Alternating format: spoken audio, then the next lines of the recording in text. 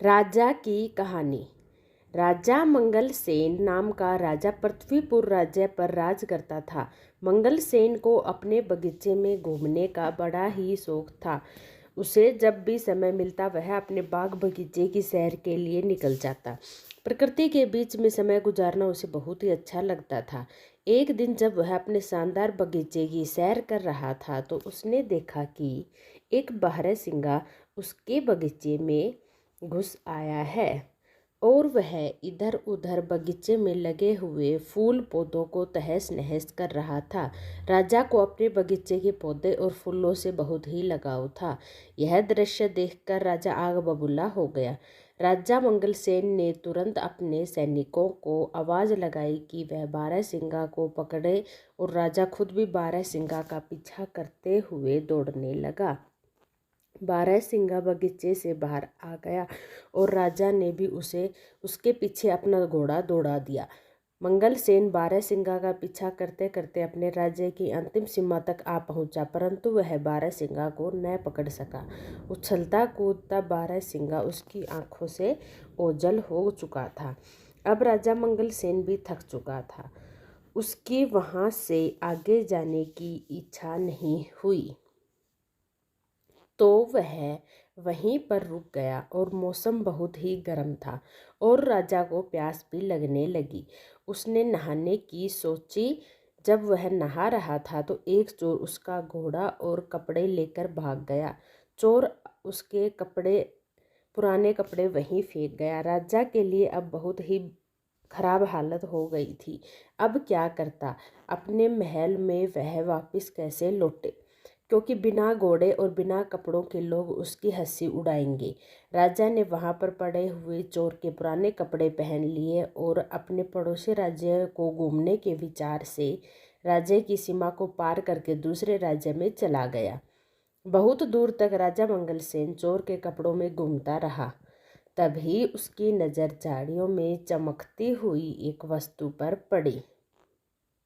राजा ने तुरंत उस वस्तु को उठा लिया। यह वस्तु चमकता हुआ एक मोतियों का हार था। वह भी बहुत ही कीमती मोतियों का हार। राजा सोचने लगा, भगवान का लाख लाख धन्यवाद है जो यह मोतियों का हार मुझे मिला। अब मैं अपने लिए नए कपड़े और एक नया घोड़ा खरीद सकता हूँ। चलो चलकर इसे बाजार में बेचने की कोशिश करता हूँ। चलते चलते वह पड़ोसी राज्य के बाजार में जा पहुंचा।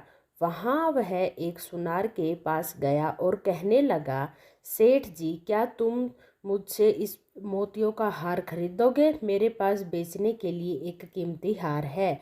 मैं एक नदी पार कर रहा था तो मुझे वहां पर यह हार मिला। सुनार बोला, दिखाओ तो कैसा कीमती हार है। राजा मंगलसेन ने वह हार सुनार को दिखाया। हार को देखते ही सुनार चिल्ला पड़ा, अरे चोर, इसको तुमने कहाँ से चुराया? मैंने ऐसे ही 2 हार राजा साहब के लिए बनवाए थे, उसमें से एक पता नहीं कहाँ चला गया था। जरूर तुमने ही यह चुराया होगा। चलो इसी समय राजा के दरबार में। मंगलसेन बोला, नहीं सेठ जी, ऐसी बातें मत करो, मैं चोर नहीं हूँ। मुझे तो यह हार पड़ा हुआ मिला था। परंतु सेठ ने उसकी एक न सुनी और तुरंत अपना नौकर भेजकर कोतवाल को बुला भेजा। मंगलसेन ने कोतवाल के सामने भी अपनी बेगुनाही की बात कही, मगर उसे पकड़कर महाराज के सामने हाजिर कर दिया गया। जब मंगलसेन को महाराज के दरबार में लाया गया तो सुनार ने महाराज के सामने अपनी शिकायत रखी और मंगलसेन को चोर बताया।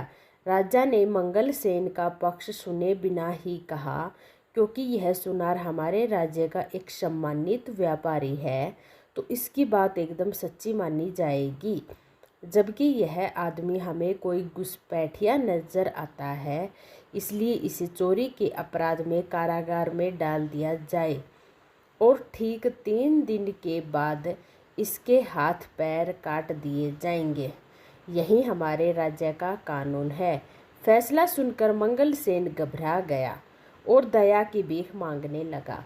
परंतु किसी ने उसकी एक न सुनी और उसे कारागार में डाल दिया गया। इस राज्य का राजा जितना अन्यायी था, उसकी रानी उतनी ही दयालु थी। जब रानी को यह सब बात मालूम हुई तो उसने राजा से कहा, महाराज, आप इतना बेरहम हुक्म कैसे दे सकते हैं, जबकि इस मामले में कोई गवाह भी पेश नहीं किया गया और ना ही आपने उसे अपराधी को अपना पक्ष रखने दिया। यह सुनार तो होते ही बदमाश हैं। आप तो जानते ही हैं यह पैसे के लिए कितना झूठ बोलते हैं और धोखा भी देते हैं। सच कहिए तो मुझे उसे आदमी की बात पर पूरा विश्वास है। राजा ने उसे डांटते हुए कहा, जुबान संभाल कर बात करो। तुम्हें राजकाज के मामलों में दखल देने का हक नहीं है। रानी बोली, मैं चुप नहीं रहूंगी। कुछ दिनों से मैं दरबार में आपका खराब व्यवहार देख रही हूँ। आपके सलाहकार और मंत्री आपसे नाखुश है और आपकी जनता आपसे विद्रोह करने को तैयार है। अगर आप इसी रास्ते पर चलते रहे तो सारा राज्य बर्बाद हो जाएगा। रानी की बातें सुनकर महाराज का गुस्सा और भड़क गया, मानो आग में घी डाल दिया गया हो। उसने कहा, ठीक है, तुम्हें अगर उस आदमी से इतनी हमदर्दी है तो मैं तुम्हें उसी के पास पहुंचा देता हूँ। राजा ने सैनिकों को आदेश दिया कि रानी को भी उसी चोर के साथ कैदखाने में डाल दिया जाए। सैनिक यह सुनकर चौंक पड़े। वह चाहते तो नहीं थे, परंतु राजा के हुक्म का पालन करना उनकी मजबूरी थी। सैनिकों ने रानी को मंगल सेन के साथ उसी कारागार में डाल दिया। मंगल सेन ने जब रानी को अपने कारागार में देखा तो आश्चर्यचकित रह गया। रानी ने उसे पूरी बात बताई। अब मंगल सेन और रानी दोनों को ही एक दूसरे से हमदर्दी हो गई थी। वह रात दोनों ने जागकर बिताई। कारागार के कुछ सैनिक रानी के वफादार थे, जबकि वह महाराज से नाखुश थे। अगली रात रानी अपने वफादार सैनिकों की मदद से मंगल सेन को साथ लेकर कारागार से फरार हो गई। दोनों भागकर राज्य से दूर एक जंगल में जा पहुंचे और झोपड़ी बनाकर वहां रहने लगे। मंगल सेन को कारागार में बहुत ही यातनाएं दी गई, जिसकी वजह से वह अस्वस्थ रहने लगा। रानी ने उसकी बहुत ही सेवा की, जब तक कि मंगल सेन ठीक नहीं हो गया। जल्दी ही रानी मंगल सेन को पसंद करने लगी और मंगल सेन भी रानी के प्यार का बदला प्यार से ही दिया। दोनों ने विवाह कर लिया। मंगल सेन जंगल से लकड़ियां काटकर बेचने लगा, जिससे कि वह अपना जीवन निर्वाह करने लगे थे। कुछ महीनों बाद मंगल सेन की पत्नी ने एक सुंदर बालक को जन्म दिया। एक दिन की बात है, जब मंगल सेन की पत्नी जंगल में कुछ फूल तोड़ने गई हुई थी तो उसका पति और बच्चा सोए हुए थे। अपने बच्चे को वह मंगल सेन की निगरानी में छोड़ गई थी। घुटनों के बल चलते चलते बच्चा नज़दीक के ही एक कुएं के पास जा पहुंचा और कुएं में गिर गया। जब मंगल सेन की आंख खुली तो बच्चे को वहां न पाकर वह बहुत दुखी हुआ और वह तो बिल्कुल पागल सा ही हो गया और चिल्ला चिल्ला कर रोने लगा। कहने लगा, अगर लगता है कि मेरे बच्चे को किसी जंगली जानवर ने खा लिया है, अब मैं क्या करूं? इसकी माँ को मैं क्या मुंह दिखाऊंगा? शाम के समय जब उसकी पत्नी जंगल से लौटी तो यह जानकर वह भी दुखी हुई कि उसका बच्चा वहाँ पर नहीं था, पर वह एक बहुत ही बहादुर और समझदार स्त्री थी, इसलिए उसने खुद भी धीरज रखा और अपने पति को भी समझाया कि हमारी किस्मत में ऐसा ही लिखा हुआ था, आप दुख मत कीजिए। रात के समय मंगल सेन सो नहीं सका। वह अपने बच्चे के बारे में ही सोचता रहा, उसी को याद करता रहा। यह उसके लिए अच्छा ही हुआ कि वह सो ना पाया, क्योंकि रात के तीसरे पहर दो पक्षी उनके दरवाजे पर लगे हुए एक पेड़ पर आकर बैठ गए और आपस में बातें करने लगे। एक पक्षी ने कहा, दोस्त देखो, दुनिया में कितनी मुश्किलें हैं, जरा देखो इस आदमी के साथ क्या हुआ। इसको अपना देश छोड़ना पड़ा और बेचारा दूसरे देश में भिखारी की तरह रह रहा था। जहाँ उसकी बड़े अन्यायपूर्ण ढंग से सजा दी गई और अब यह अपने सुंदर से बेटे के दुख में परेशान भी है। इसका बेटा कल दोपहर से ही इस कुएं में गिर गया था। दूसरा पक्षी बोला, इस बेचारे लोगों को क्या क्या परेशानियां उठानी पड़ती है, क्या इनके लिए कुछ किया नहीं जा सकता? हाँ, किया जा सकता था। अगर मंगलसेन इस कुएं में कूद जाए तो वह आसानी से अपने बच्चे को बचा सकता है, क्योंकि वह बच्चा अभी भी कुएं में जिंदा है।